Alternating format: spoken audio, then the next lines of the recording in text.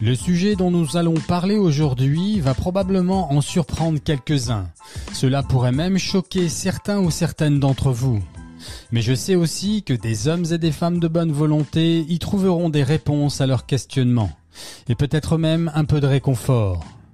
Quoi qu'il en soit, avant de vous positionner, j'invite chacun à bien dissocier la volonté de la chair, c'est-à-dire notre volonté blessée et corrompue par le péché originel, de la nature de l'homme et de la femme telle que nous avons été créés par Dieu, et telle que nous pouvons, somme toute, redevenir grâce au baptême dans l'Esprit Saint, avec l'aide du Seigneur.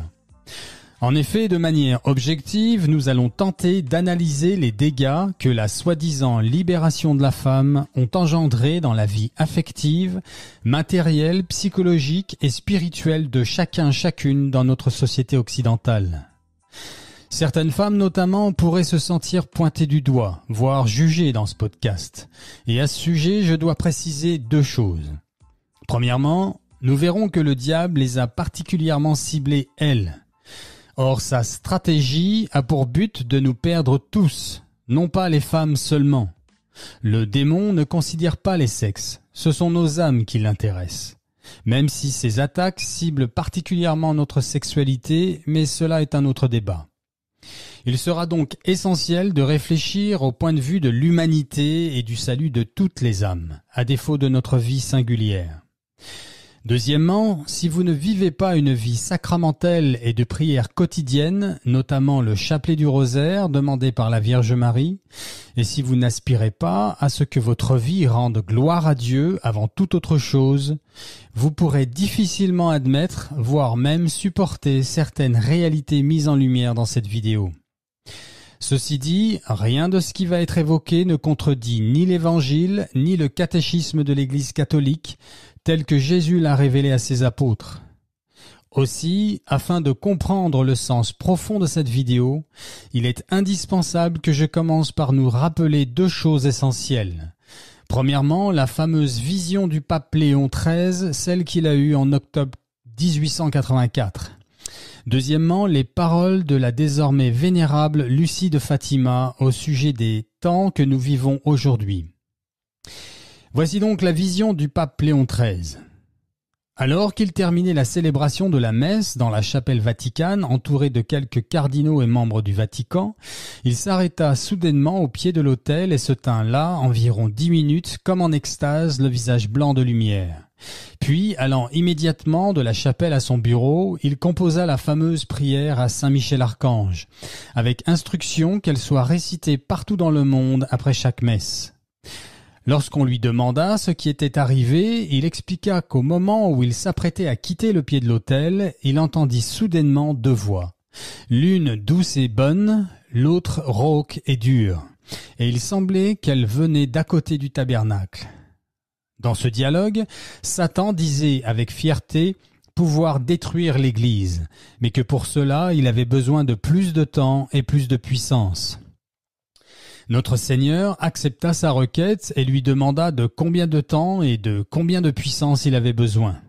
Satan répondit qu'il avait besoin d'une 100 d'années et d'un plus grand pouvoir sur ceux qui avaient été mis à son service. Notre Seigneur accorda à Satan le temps et l'énergie demandés en lui donnant toute liberté d'en disposer comme il le voulait. Puis Léon XIII eut une vision terrible. Je cite, « J'ai vu la terre enveloppée dans les ténèbres et l'abîme. J'ai vu des légions de démons qui étaient dispersés à travers le monde pour détruire les œuvres de l'Église. » Et la vision se termina avec Saint Michel Archange qui chassa les mauvais esprits dans l'abîme. Fin de la vision. Voici maintenant la fameuse phrase prononcée par vénérable sœur Lucie de Fatima, voyante de la Sainte Vierge Marie reconnue par l'Église. L'affrontement final entre le Seigneur et le règne de Satan portera sur la famille et le mariage. Fin de citation. Je rappelle que la vision du pape Léon XIII survint en 1884 et que le malin a obtenu une 100 d'années. Cela ne veut pas dire 100 ans jour pour jour. Nous pouvons néanmoins estimer que nous sommes à la fin de la dite période octroyée par le Seigneur, ce qui expliquera certains éléments que nous allons mettre en lumière. Avant d'entrer en matière, permettez-moi de nous rappeler un élément central. Celui ou celle qui pense que la femme aurait moins de valeur ou d'importance que l'homme aux yeux du Seigneur, celui-ci ne se trompe pas seulement, il s'égare. Aux yeux de Dieu, l'homme et la femme sont égaux en dignité. Ils l'ont toujours été et le seront toujours. En outre, il est essentiel de comprendre que le monde dans lequel nous vivons, là, maintenant, et l'existence que chacun doit traverser ici-bas, est un exil, une vallée de larmes, dans laquelle chacun doit porter sa croix à la suite du Seigneur, lequel nous a montré le chemin. Cette vie n'est pas le paradis que le Seigneur avait initialement créé, lequel paradis existe bien, lui, et sera la demeure de ceux qui auront mis leur foi en moi, dixit le Seigneur. Au reste, cette analyse n'a pas pour but de définir chaque individu. Il y a évidemment des exceptions à toute chose, mais les exceptions ont toutefois cette particularité, c'est qu'elles nous permettent de clairement identifier la règle. J'insiste enfin sur le fait que c'est notre nature, telle que Dieu l'a créée, qui va nous intéresser dans cette analyse objective. Alors, pour entrer en matière, nous allons dissocier nos deux sexes, l'homme de la femme. Et pour être galant, je vais commencer par vous, mesdames.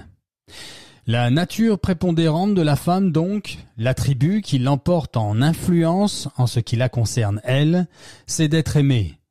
D'être aimé et cadré par un homme rassurant et aimant. C'est sa nature. Les qualités sensibles et émotionnelles de la femme s'épanouissent dans les qualités stabilisantes que sont la logique, le bon sens, la force et l'intellect rationnel de l'homme. L'homme, lui, a besoin d'une femme qui le respecte, l'accompagne et l'encourage, qui donne un sens à ses entreprises, lesquelles n'ont de valeur que si elles profitent justement à sa famille, sa femme et à ses enfants. Aussi, il plébiscite, et c'est sa nature à lui, que sa femme, son épouse, soit le moins corrompue possible. Corrompue dans le sens de virginité, ou ayant connu un minimum de partenaires sexuels avant lui. Ce qui n'est absolument pas le cas pour la femme. La femme, elle, est attirée, et c'est sa nature à elle, par un homme expérimenté et qui plaît aux femmes.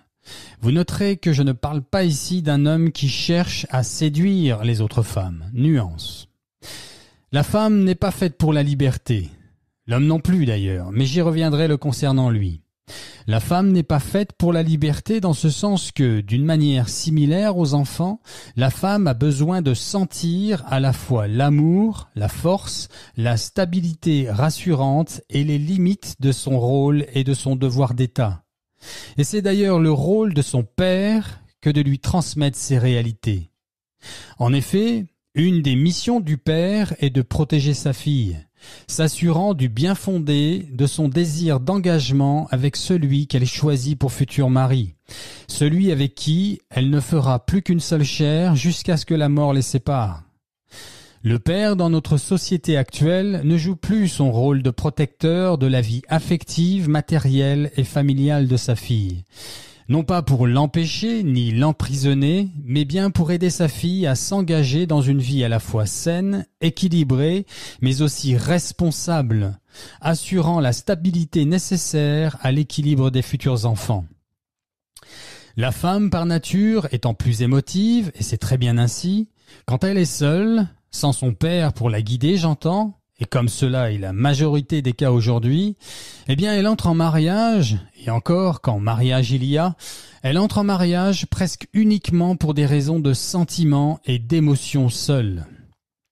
Et c'est bien cela qui va garantir le divorce, puisque l'élan, l'engouement et l'euphorie que produit ce feu de paille, le sentiment amoureux, lui, ne dure jamais. Il a bien son rôle à jouer, certes, mais il ne sert qu'à garantir la continuité de la race humaine, la reproduction, ni plus ni moins. Jésus, dans son évangile, ne s'arrête pas sur les émotions du sentiment amoureux. Jésus ne parle que d'amour, c'est-à-dire de la compassion et de la nécessité de pardonner et du don de soi. De fait, par ce silence à ce sujet, le Seigneur nous montre que les émotions des amoureux n'appartiennent pas aux réalités du royaume, que les émotions que procure le sentiment amoureux seul n'ont pas l'importance, ou plus exactement n'ont pas la priorité que le monde s'acharne à vouloir leur donner. La déchristianisation et l'individualisme dont découle le féminisme avec sa culture hollywoodienne ont complètement perverti le sacrement de l'engagement, du devoir, des valeurs familiales et de la responsabilité que sont initialement le mariage. Le mariage aujourd'hui ne dure que si les protagonistes s'accordent sur un fonctionnement intégrant des réalités et des mœurs allant à l'encontre de la volonté de Dieu. Les relations extra-conjugales par exemple, mais pas que. Ceci explique au passage pourquoi il a été si facile pour le malin de proposer le mariage homosexuel. En effet, la première étape du diable a été de transformer l'indissoluble sacrement du mariage entre l'homme et la femme, duquel naissent les enfants, de transformer cette union divine en une union basée sur les sentiments amoureux seuls. Un engagement solennel pris sous l'effet d'une simple émotion. Émotion forte, certes, mais laquelle est certaine de se volatiliser comme n'importe quelle autre émotion. Une fois la définition du mariage travestie de la sorte, il fut facile de soumettre le mariage entre personnes du même sexe, puisque ce dernier n'est basé que sur le sentiment amoureux. Il faut savoir que près de 60% des mariages finissent par un divorce aujourd'hui. Or, qui divorce? Qui demande le divorce? Eh bien, c'est justement cette même jeune fille, entrée en mariage sans avoir bénéficié de la protection de son père, lequel aurait dû cadrer et surtout protéger sa fille des réalités de la vie.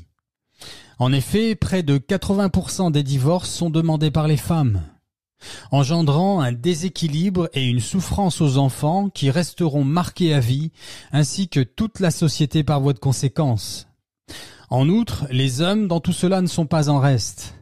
La majorité d'entre eux continuent à se voiler la face, ne trouvant aucune alternative pour subvenir à leurs besoins sexuels, affectifs et familiaux. Et, de fait, ils mentent aux femmes, leur faisant croire que tout cela est OK, que c'est normal, que c'est l'évolution des choses, qu'il faut s'adapter, alors que l'écrasante majorité d'entre eux ne le pensent pas une seconde.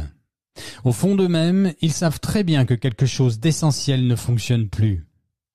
Ce mensonge, né de la République et des féministes, sur ce qu'est la nature de la femme, pousse la majorité des hommes à leur mentir, mais aussi à eux-mêmes, afin de satisfaire leur libido ou par peur de la solitude.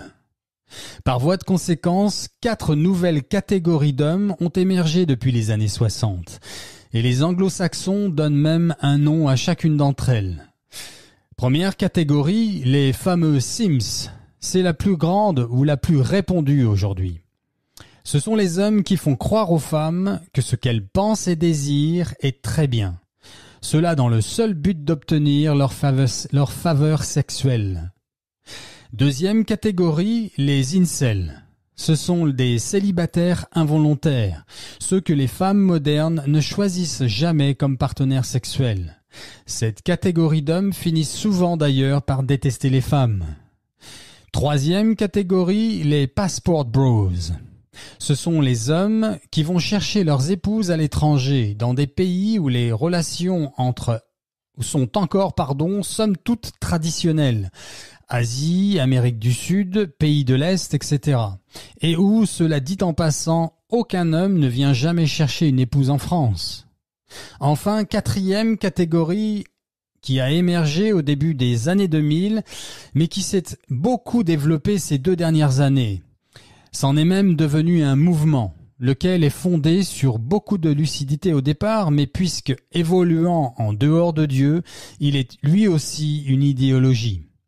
Ce mouvement, né dans les pays anglophones, s'appelle les MGTOW, diminutif voulant dire les hommes allant leur propre chemin. Pour faire court, ce sont des hommes qui, basés sur des réalités objectives, les statistiques, pensent qu'il n'y a plus aucun intérêt pour un homme à se marier avec une femme dans nos sociétés occidentales. Et ceci parce que, comme nous l'avons vu plus haut, ce sont les femmes qui demandent le divorce à près de 80%, et que cela engendre un déchirement familial, dans lequel le père n'obtient quasi jamais la garde des enfants, et où ces entreprises ne servent plus qu'à payer les pensions alimentaires et autres dommages et intérêts demandés par l'ex-épouse. Certains, ne veulent donc plus se marier. Ils acceptent d'avoir des relations sexuelles avec les femmes, mais ne veulent aucun engagement avec elles. D'autres préfèrent ne plus avoir de relation du tout avec elles. Et il existe aussi les extrémistes de ce mouvement qui ne veulent même plus leur adresser la parole. Concomitamment, aux États-Unis, ils réfléchissent désormais à une loi contre le fait de regarder une femme avec insistance, ce qui, quand on y pense, peut très vite se transformer en discrimination contre les hommes moches. En effet, si un beau gosse regarde une femme avec insistance, il y a quand même peu de chances qu'elle aille se plaindre. Mais ça n'est pas tout.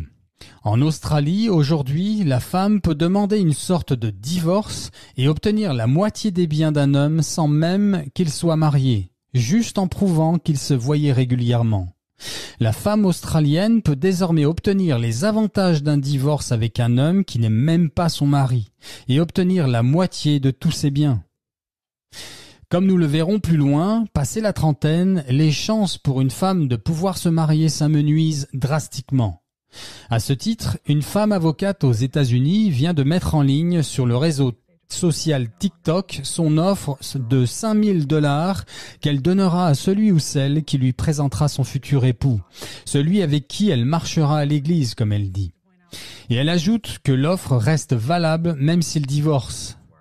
Ceci démontre bien à quel point la femme moderne a gardé le désir, le fantasme même de se marier, mais plus vraiment d'être l'épouse d'un homme. Or, quel impact, depuis les années 50, a eu la soi-disant libération de la femme sur des choses aussi essentielles que l'équilibre des enfants, mais aussi la santé mentale et affective de chacun, et même bien avant les années 50. Mais chacun sait que les choses ont commencé à se radicaliser à la moitié du XXe siècle, avec notamment le féminisme sous toutes ses formes.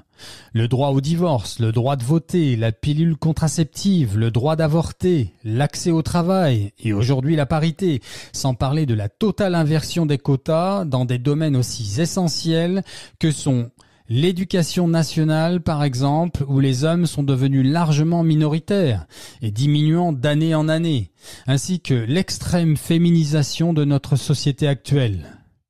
Comme on peut le constater, le sujet est très vaste et il y aurait beaucoup à dire si l'on rentrait dans les détails. Je vais donc me contenter des grandes lignes. Avant de développer l'étape suivante, permettez-moi de citer quelques chiffres bien réels de notre société actuelle que chacun pourra aisément vérifier s'il le désire. En moyenne, une femme a son premier enfant à 26 ans. Elle se marie vers 30 ans. On en est même à parler de premier mariage, puisque la coutume s'installant dans le divorce et le remariage. Une femme sur 4 aujourd'hui est porteuse d'une MST. Maladie sexuellement transmissible.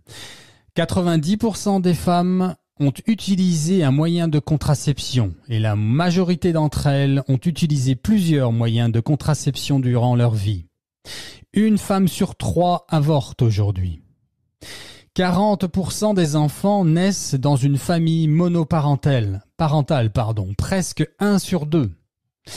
Quand une femme a eu des relations sexuelles avec plus de 5 hommes dans sa vie, son pourcentage de chance de se marier passe en dessous des 20%.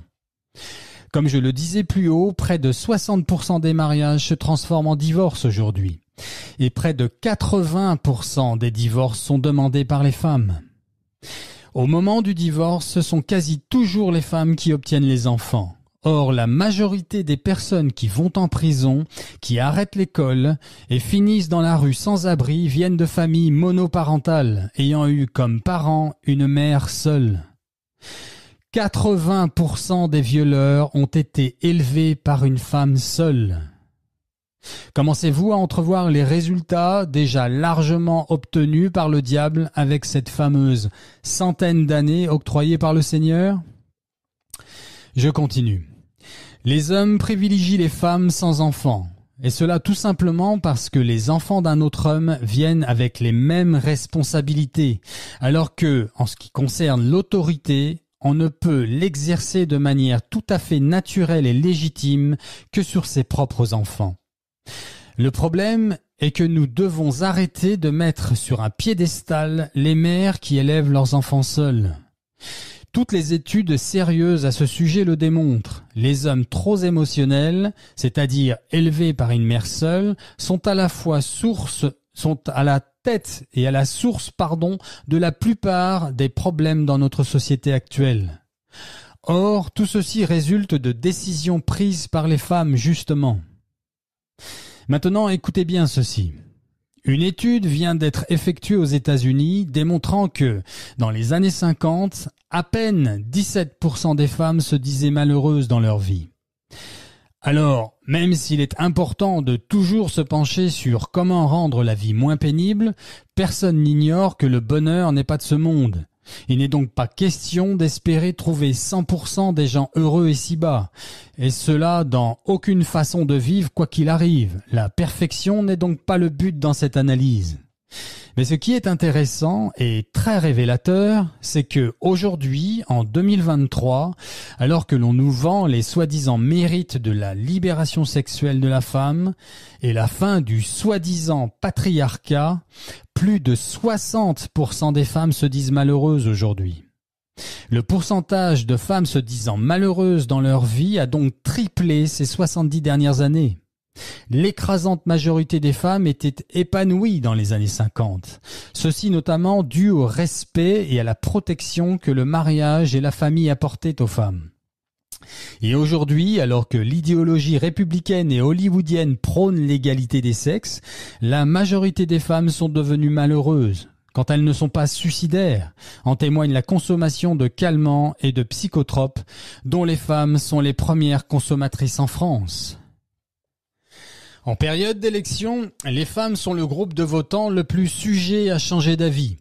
Voilà pourquoi certains partis politiques les ciblent elles en particulier. À ce titre, le monde du marketing et de la publicité investit plus de 75% de leur budget en vue d'influencer l'émotivité des femmes. Par ailleurs, vous remarquerez que la façon qu'ont les femmes de faire les choses en général est quasi toujours valorisée ou vue comme bonne dans notre société d'aujourd'hui. Alors que la façon des hommes devient de plus en plus réprimandable. Un homme qui montre des sentiments, qualité féminine, est désormais valorisé dans cette société. Alors qu'un homme équilibré, montrant de l'assurance, voire une certaine maîtrise de soi, cela devient de plus en plus suspicieux, voire gênant dans certaines situations. Sauf bien entendu pour une minorité d'hommes inaccessibles et quasi irréels que représentent quelques super-héros ou acteurs iconiques hollywoodiens. Il faut bien canaliser certains fantasmes. On ne compte d'ailleurs plus les publicités où l'homme est dépeint et représenté comme une mauviette devant son épouse qui le recadre, inversant de fait les rôles de manière suggestive. Dans l'éducation nationale, aujourd'hui, la majorité des enseignants en France sont en fait des enseignantes. Pareillement chez les psychologues, ces deux secteurs d'activité ayant une influence cruciale sur le formatage des enfants et donc des futures générations. Comme évoqué plus haut, passé la trentaine, les femmes atteignent ce fameux mur où elles ne sont plus aussi désirables que celles de 20 à 28 ans. Or, la plupart des hommes se marient parce qu'ils veulent des enfants. Une femme de 35 ans est donc généralement hors cible en ce qui concerne les hommes et le mariage. Sauf que cette société actuelle demande aux femmes d'étudier, de construire leur carrière, de profiter de leur jeunesse au maximum et de fait arrivent à 30-35 ans n'ayant jamais pensé une seule minute à ce que les hommes veulent et attendent d'un mariage et de leurs futures épouses. Cette question pourtant essentielle ne leur effleure quasiment jamais l'esprit. La femme est d'ailleurs très mal équipée pour choisir son propre époux, car elle ne sait pas vraiment ce qu'elle veut généralement. Et elle a tendance à choisir basé sur l'apparence et ses émotions. D'où l'importance de la présence du père pour les aider à choisir un mari. Par ailleurs, les hommes se moquent complètement qu'une femme ait de l'argent ou pas. En fait, à choisir, ils préfèrent si elle n'en a pas. L'homme équilibré n'est pas une femme. Il n'a pas besoin de se sentir protégé par son épouse. Les hommes, à contrario, ont beaucoup plus besoin de se sentir utiles, de sentir qu'ils protègent leur famille et de se sentir respectés par leur épouse à la maison. D'où les disputes à répétition. Savez-vous que le manque de respect envers un homme dans sa maison engendre la plupart des crimes familiaux d'aujourd'hui ? Alors, il n'est pas question de légitimer les crimes familiaux, que ce soit bien clair, mais cela permet de comprendre objectivement d'où viennent les conflits. En fait, je vais vous dire la vérité. Ce que cette société a créé avec la femme d'aujourd'hui est un monstre. Un monstre pour les hommes, un monstre pour les enfants et un monstre pour elle-même. En effet, à choisir, les hommes bons, sains et équilibrés préfèrent idéalement que leurs épouses soient vierges, jolies, ou plus exactement féminines, mères à la maison, humbles et surtout respectueuses. Or, la société d'aujourd'hui propose aux hommes des femmes qui ont eu des relations sexuelles avec plusieurs hommes, veulent continuer à travailler une fois devenues mères, pensent au divorce dès que se pointent les premières déceptions émotionnelles, qu'engendrent inévitablement les tracas du quotidien, et qui disséminent les fruits de son travail pour entretenir une famille avec laquelle les lois de la République ne l'autorisent plus à vivre. La société actuelle a fait des femmes d'aujourd'hui des êtres irresponsables. En moyenne, les parents d'aujourd'hui passent environ 30 à 45 minutes par jour avec leurs enfants. Qui donc, croyez-vous, a le plus d'influence sur eux ? Papa et maman, qui passent moins d'1 heure avec leur progéniture, ou bien l'éducation nationale, quand ça n'est pas la télévision qui, comme on l'a vu plus haut, est infestée par l'idéologie féministe à tout niveau. Par ailleurs, la femme carriériste ne l'est que pour elle-même, et le cas échéant pour sa progéniture, alors que l'homme marié, lui, travaille toujours pour sa famille, sa femme et ses enfants. Vous pensez que tout cela est exagéré ? Regardez par exemple la différence entre les attentes d'une femme lorsqu'elle a un problème ou quelque chose la dérange. Eh bien, pour nous les hommes, cette situation converge vers une recherche de solution, trouver la solution au problème. Alors que pour les femmes, c'est d'abord une situation émotionnelle, qui nécessite donc d'exprimer son émotion et surtout, de se sentir écoutée. Et c'est avant tout un dilemme émotionnel en ce qui la concerne elle. Pour le dire autrement, nous les hommes sommes avant tout une sorte de trouveurs de solutions. C'est notre nature à nous. Alors que la femme, elle, est avant tout une sorte de partageuse d'émotions. C'est sa nature à elle. Voilà pourquoi aujourd'hui, dans ce monde gaucho-féministe, quand une femme ne trouve plus chez son mari la personne qui lui permette de s'épanouir émotionnellement, elle divorce. Et puisque plus rien ne la retient de le faire, bien au contraire, cette société malade nous y insiste de plus en plus, elle retombe amoureuse avec les mêmes mauvaises raisons initiales et embarque leurs enfants dans ce marasme, cette déchirure affective, matérielle, psychologique et spirituelle. D'une part, elle n'a pas eu le père solide, sain d'esprit et équilibré qui aurait dû être là pour la protéger contre ses émotions et ses sentiments seuls, afin d'entrer en mariage avec plus d'objectivité, de responsabilité. D'autre part, la République lui ouvre grand le chemin du péché, du divorce, donc de l'adultère.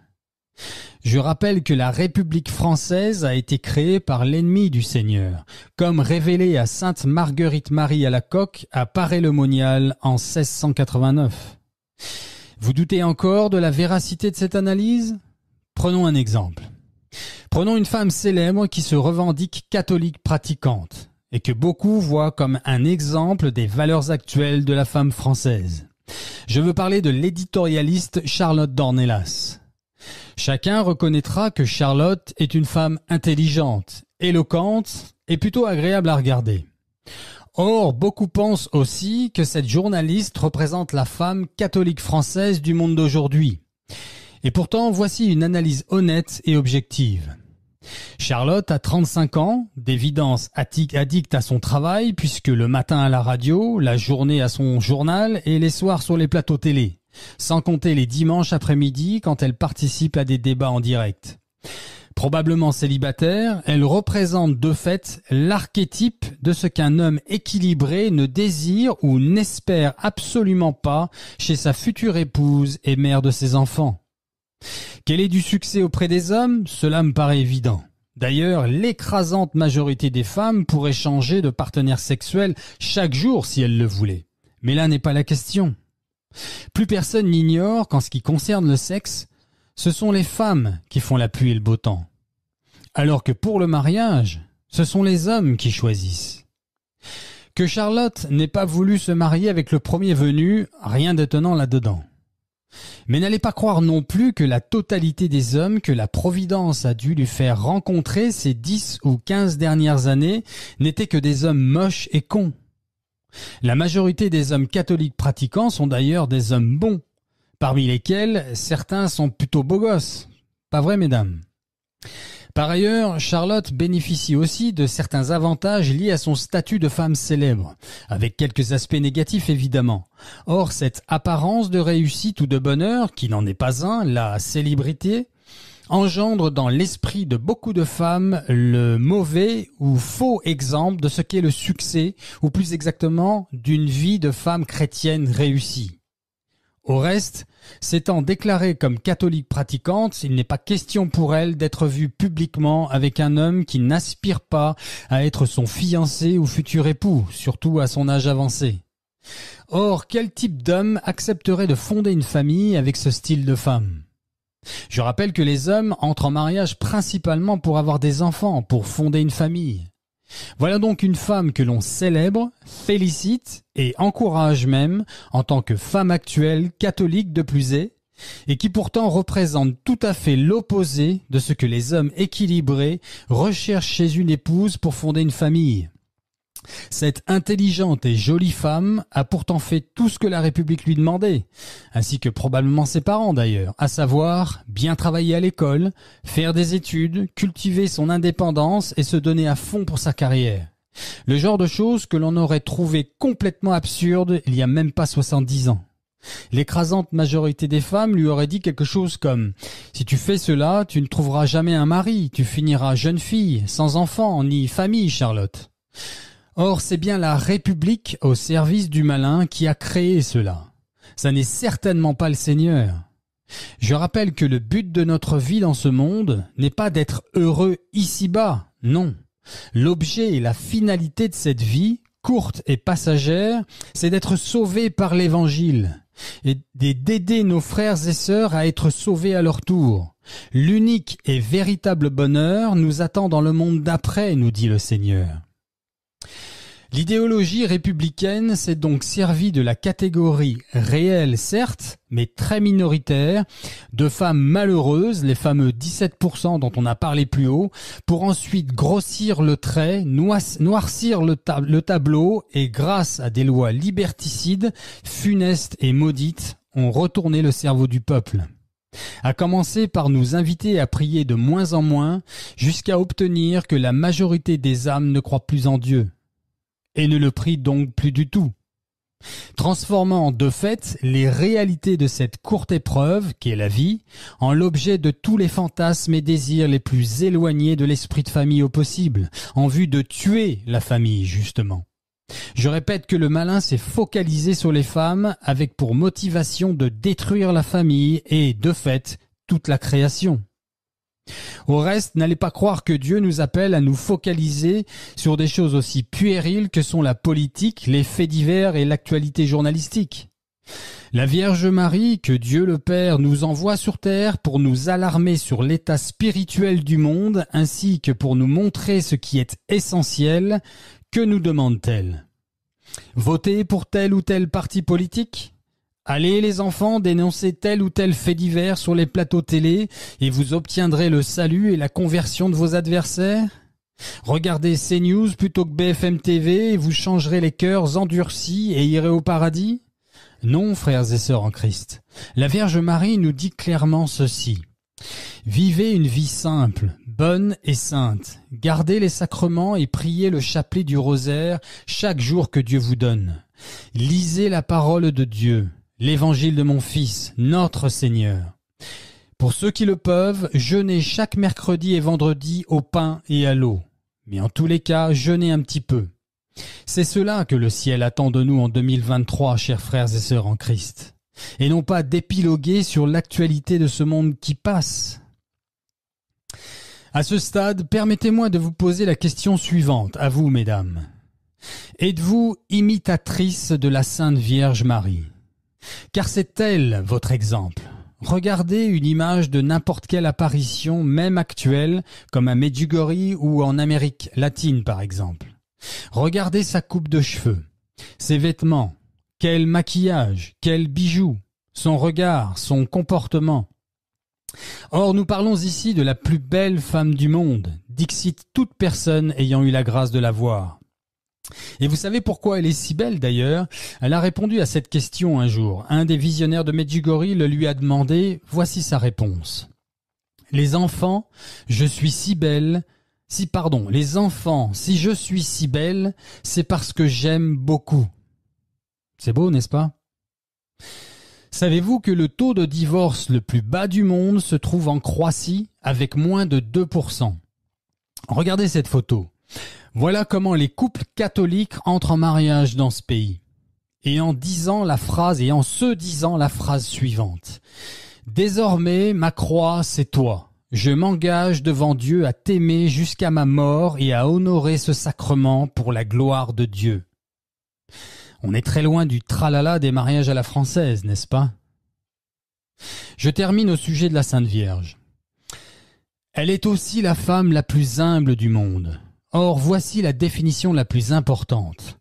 Elle est la femme la plus parfaite aux yeux de Dieu. La femme telle qu'elle a été créée dans l'esprit et le cœur de Dieu. Maintenant, mesdames, je vous demande de bien vouloir vous comparer, là, maintenant, à cette vraie femme, à cette vraie dame, à ce véritable chef-d'œuvre de Dieu. Et je vais peut-être vous l'apprendre. Mais cette femme-là, l'image de la Sainte Vierge Marie, eh bien c'est ça. C'est elle qui représente aussi la femme, l'épouse idéale aux yeux des hommes bons et saints. Certes, moyennant les besoins d'assouvir une sexualité matrimoniale épanouie et fidèle, ce qui n'était pas du tout le cas entre la Vierge Marie et Saint Joseph, puisqu'ils représentent la pureté et l'Esprit de Dieu. Alors que, comme chacun sait, le sexe dont nous avons besoin, nous pauvres pécheurs, ainsi que l'accouchement des enfants dans la douleur, n'appartiennent qu'à ce bas monde. Il n'y a plus de mariage dans le ciel. Il n'y a plus besoin de sexe. Nous serons comme des anges, nous dit Jésus dans son évangile.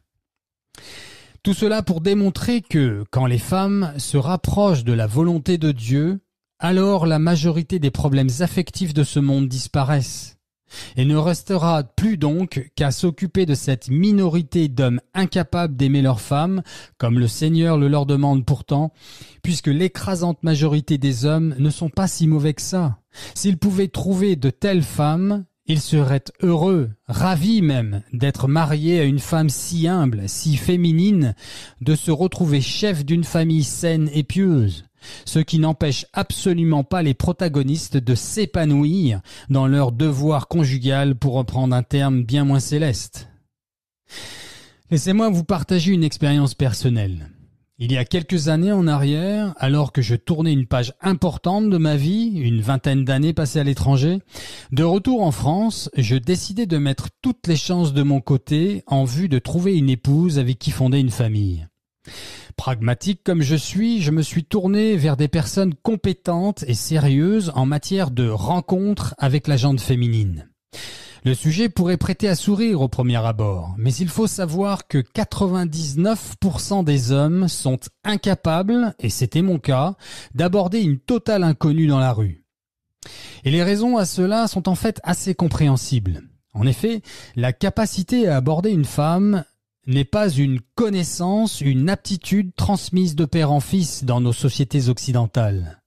Dans notre culture, les garçons ne grandissent pas en étant formés sur comment aborder les filles. C'est d'ailleurs un sujet plutôt riche et fort intéressant, sur lequel je ferai peut-être une vidéo. Mais la raison pour laquelle j'évoque cette expérience ici, la voici. Alors que mon téléphone commençait à se remplir de nouveaux contacts de jeunes femmes, j'ai fait le calcul, en un peu moins de 2 ans, j'ai dû aborder près de 500 inconnus dans des lieux publics. Aborder de manière très agréable pour elles, je vous rassure. À ce titre, j'ajoute aussi que cette expérience s'est passée après ma conversion et qu'il n'était donc pas question de m'initier à ces techniques de rencontre en vue de retourner dans le péché, mais bien de trouver une épouse avec qui fonder une famille. Je me confessais d'ailleurs en moyenne 2 fois par semaine et je m'étais aussi confié à 2 prêtres en particulier afin d'éviter au possible de succomber à la tentation de forniquer. J'ai certes fait quelques chutes en chemin, mais avec le recul et au regard des tentations qui se sont présentées à travers cette expérimentation, je remercie le Seigneur de m'avoir aidé à ne pas le blesser outre mesure. Ces jeunes femmes venaient de différents niveaux sociaux et avaient toutes entre 25 et 35 ans, à 1 ou 2 exceptions près. Or, 2 choses m'ont particulièrement marqué. Premièrement, au cours de ces nombreux échanges, pas une seule de ces femmes n'a été en mesure de me dire ce qu'un homme recherche chez sa future moitié. Pas une n'a su répondre à cette question pourtant si élémentaire, à savoir « Que cherche un homme chez une épouse ?» Deuxièmement, et là c'est en fait un peu une sorte de preuve de ce qui vient d'être évoqué à l'instant. C'est-à-dire qu'à partir du moment où elle vous a clairement montré sans ambiguïté que vous lui plaisez, en ce qui la concerne, les jeux sont faits. En ce sens que les femmes d'aujourd'hui, notamment les françaises, n'ont non seulement plus du tout le réflexe de la chasteté, bien que cela soit un sujet dans le sujet, mais elles n'ont pas non plus, et c'est ce qui nous intéresse ici, le réflexe de se questionner sur ce qu'attendent les hommes chez une femme, en termes de mariage et en vue de fonder une famille. J'ai pourtant rencontré beaucoup de femmes se disant à la recherche de quelque chose de sérieux, notamment sur des sites de rencontres chrétiens. En fait, lorsqu'aujourd'hui les femmes rencontrent un homme, cette question centrale est à des années-lumière de leur esprit. La chose au centre de son attention, celle qui la polarise, voire l'obsède, est de voir comment elle se sent. Quelles émotions ressent-elle quand elle se trouve en présence de cet homme qu'elle a accepté de rencontrer ? Ce qui n'est pas une mauvaise chose au demeurant, sauf que cela envahit tout son être, et qu'il ne reste plus aucune place pour l'intellect et l'objectivité, lesquels sont indispensables afin de fonder une relation saine. Une fois qu'elle se sent bien avec vous, qu'elle pense être séduite, alors elle se donne sans vraiment réfléchir plus amplement aux conséquences d'un tel acte. Elle pense, à tort, qu'elle est heureuse, qu'elle a trouvé le bonheur et ou la bonne personne simplement à cause du fait qu'elle se sent bien avec lui. Puis, 9 fois sur 10 découvre ensuite telle ou telle incompatibilité avec cet homme, ce même homme à qui elle s'est donné corps et âme, sans avoir pris le temps de le découvrir, de le questionner objectivement, afin de voir s'ils étaient compatibles pour fonder une famille responsable et stable pour accueillir des enfants. Et je ne parle absolument pas ici de cette catégorie d'hommes et de femmes que l'on pourrait définir comme facile ou volage. Non. Certaines femmes vous diront attendre plusieurs mois, et cela est vrai, avant de se donner à un homme. Or, la question est, sur quel sujet se sont-elles concentrées pendant ces quelques mois, d'attente? Ont-elles pris le temps de connaître cet homme? Son projet de vie, son postulat face à la spiritualité ou la religion, à l'éducation des enfants? D'ailleurs, combien d'enfants veut-il? Sa culture et sa manière de vivre au quotidien? Ou bien lequel, dans son couple, serait en charge de quoi? Non, elle a passé plusieurs mois à se focaliser sur elle-même, sur ce qu'elle ressent avec lui en sa présence, attendant ce moment essentiel à ses yeux où elle se sentira prête pour le sexe avec cet homme. Et cela peut parfois prendre plusieurs mois sans jamais avoir évoqué les questions objectives et nécessaires pour fonder un couple et une famille saine. La jeune femme française d'aujourd'hui couche à partir du moment où elle est séduite. Or, elle est séduite à partir du moment où elle se sent bien en présence d'un homme qui la courtise. C'est aussi la raison pour laquelle une jeune et belle femme peut être séduite par un homme moins beau et plus âgé qu'elle, alors que l'inverse est beaucoup moins évident. Mais regardez dans l'Évangile comme Jésus ne commande pas aux femmes d'aimer leurs époux, mais de leur être soumises. Alors qu'aux époux, à eux, le Seigneur leur commande d'aimer leurs femmes. Pourquoi cette différence à votre avis? Eh bien parce que la femme est faite pour être aimée. Aimée et cadrée par un homme responsable et aimant. Les attributs principaux d'une femme ne sont pas ni l'objectivité, ni les responsabilités, d'où le rôle crucial du père avec sa fille, mentionné plus haut. La femme n'est pas faite ni pour entreprendre, ni pour contrôler. D'ailleurs, quand elle le fait, ce qui est de plus en plus courant dans cette société malade, alors les hommes ne s'intéressent plus à elle. Cette femme devient disgracieuse à leurs yeux. Disgracieuse parce que dénuée de fragilité et de féminité que plébiscite la nature même de l'homme. Aussi, la deuxième moitié du XXe siècle, due au fait de la soi-disant libération sexuelle des femmes, a fait apparaître sur le marché, si je puis dire, quelque chose qui, auparavant, n'existait que dans l'intimité du mariage ou au bordel. Je veux parler de la femme sexy. La femme sexy ne pouvait être vue que dans la chambre conjugale, cachée au regard du monde et des autres hommes. Cela ne concernait que l'intimité des époux. Tout ceci pour illustrer que les femmes de ce siècle ne sont pas conscientes à quel point elles sont devenues les marionnettes du malin, lequel les manipule afin de pervertir leurs relations avec les hommes et avec Dieu. Et cela, nous l'avons vu en vue de détruire la famille et donc toute la création.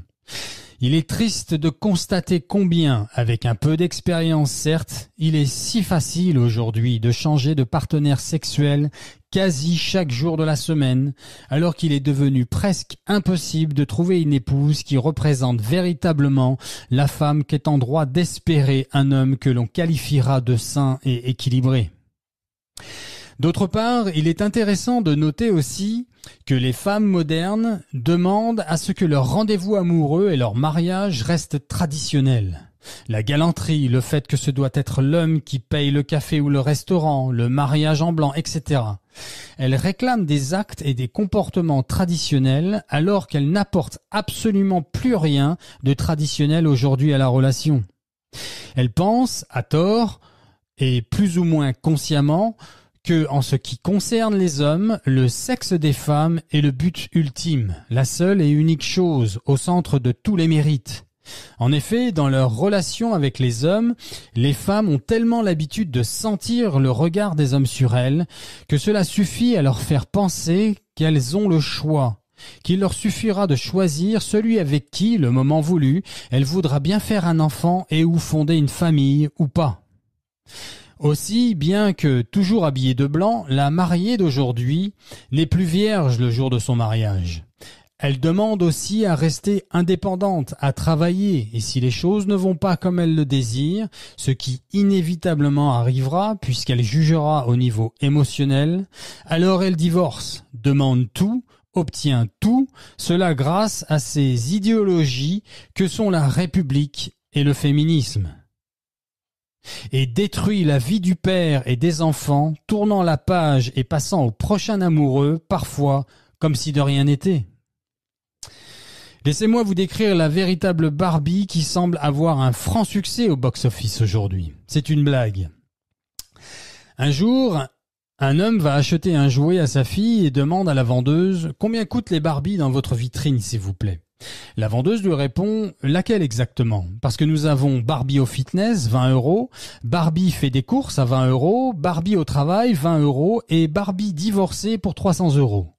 Tout étonné, l'homme demande « Pourquoi la Barbie divorcée vaut 300 € alors que toutes les autres ne valent que 20 € pièce ?» La vendeuse lui répond « Monsieur, la Barbie divorcée est vendue avec la maison de Ken, la voiture de Ken, le bateau de Ken et un ami de Ken. » Comme nous l'avons vu plus haut, les époux et les enfants ont tout perdu dans cette fausse libération de la femme. Or, mis à part les jeunes filles de 20 à 28 ans, lesquelles sont poussées par la société lobotomisée à penser et à agir comme si le but de cette vie était d'en profiter au maximum, à commencer par obtenir un super emploi à responsabilité nécessitant de longues années d'études dans un cadre gaucho-féministe, c'est-à-dire l'université, de voyager, de rire et de s'amuser, multipliant les partenaires sexuels, choper des MST, avorter si nécessaire, Mis à part les jeunes filles de 20 à 28 ans, disais-je, les femmes se retrouvent tout aussi lésées par cette société qui, passé ce fameux mur de 30-35 ans, ne veulent plus d'elles. Passé ce cap, elles cumulent tellement de points négatifs concernant les attentes des hommes en termes de mariage qu'elles ne les intéressent quasi plus que pour le sexe. La chose la plus élémentaire que les lobbies de ce monde ne vous diront pas, et qui est pourtant si évidente, la voici. Le monde dans lequel nous vivons toutes et tous est un monde construit et maintenu en état de marche par les hommes. Les infrastructures sont fabriquées par les hommes. La société régalienne fonctionne grâce aux hommes. Le siège sur lequel vous êtes assis, la maison dans laquelle vous vivez, la voiture dans laquelle vous roulez, les routes, les bateaux, les trains, les avions dans lesquels vous vous déplacez sont fabriqués et construits par des hommes. La police, l'armée, etc. Ce sont les hommes qui fabriquent et entretiennent quasi tout ce qui se construit dans notre société. D'ailleurs, si les hommes restaient tous à la maison, les femmes seules ne pourraient pas faire marcher le monde. Alors que l'inverse n'est pas vrai, bien au contraire. Dieu dit « Il n'est pas bon que l'homme soit seul. Il faut que je lui fasse une aide qui lui soit assortie », nous dit la Bible. Et il créa la femme à partir du côté de l'homme. Ce n'est pas l'homme qui a été créé pour la femme, mais bien la femme qui a été créée pour l'homme. En outre, toute société a besoin de protection et cela est un trait masculin. Que croyez-vous qu'il se passera quand le chaos et la guerre civile s'installera dans les rues françaises ? En effet, cela fait plus d'une vingtaine d'années que je me familiarise, ainsi que des millions d'autres personnes, avec les messages et avertissements que la Vierge Marie n'a cessé de donner à l'humanité depuis plus d'un siècle maintenant. Notamment à La Salette, Fatima, Garabandal, Akita, Medjugorje pour ne citer que ces apparitions-là. Or, depuis quelque temps, cela devient beaucoup plus simple de retenir l'attention des gens à ce sujet. Ils commencent à se rendre compte que quelque chose d'important se trame à l'horizon. Je vais vous partager un dialogue que j'ai eu avec un gendarme sur un marché de France il y a quelques années en arrière. C'était pendant la période des attentats à Paris sous François Hollande. Voici ce que me disait ce policier militaire, je cite.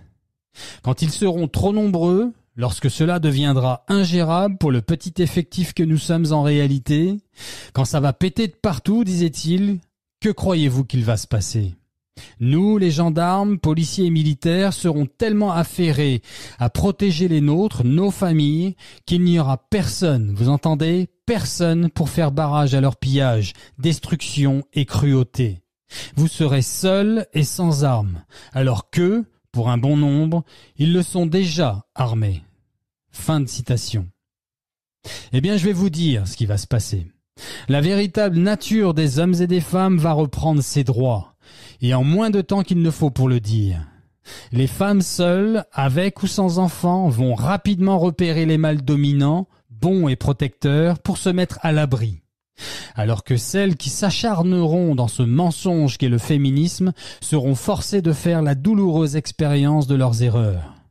Chacun sait que les meurtres et les viols sont monnaie courante quand s'installe le chaos que produit toute guerre. Seigneur, prends pitié. Enfin, pour terminer, l'Église, elle aussi, est désormais contaminée par le féminisme. Et ce n'est malheureusement qu'un début. Il suffit de voir non plus des femmes à la ressemblance de la Vierge Marie en retrait, soumises et assises sur les bancs d'église, mais de plus en plus recherchant la fausse lumière derrière les pupitres et lisant des lettres écrites par des hommes, les apôtres, lesquels, sous l'autorité du Seigneur, faut-il le rappeler, exhortent les femmes justement à se garder de ce genre de comportement. Voilà pourquoi aussi Satan est en train d'obtenir que les femmes puissent accéder au diaconat et à la prêtrise. Comme le disait saint Bonaventure, la Vierge Marie a été dotée d'un cœur viril, mais elle n'a jamais corrompu ni sa féminité ni son humilité en tentant de faire comme les hommes. Saint Michel Archange, défendez-nous dans le combat. Soyez notre secours contre la malice et les embûches du démon. Que Dieu exerce sur lui son empire, nous vous le demandons en suppliant. Et vous, princes de la milice céleste, repoussez en enfer par la force de Dieu, Satan et les autres esprits mauvais qui rôdent dans le monde en vue de perdre les âmes. Amen. Voilà, chers frères et sœurs en Christ. Pensez à vous abonner et parlez-moi de votre expérience à ce sujet. Laissez-moi un commentaire. Pensez à aimer avec le petit pouce en l'air et à partager cette vidéo sur l'ensemble de vos médias. Je vous en remercie. Dieu nous aime, les amis. Dieu nous aime à la folie. La folie de la croix. Soyez bénis.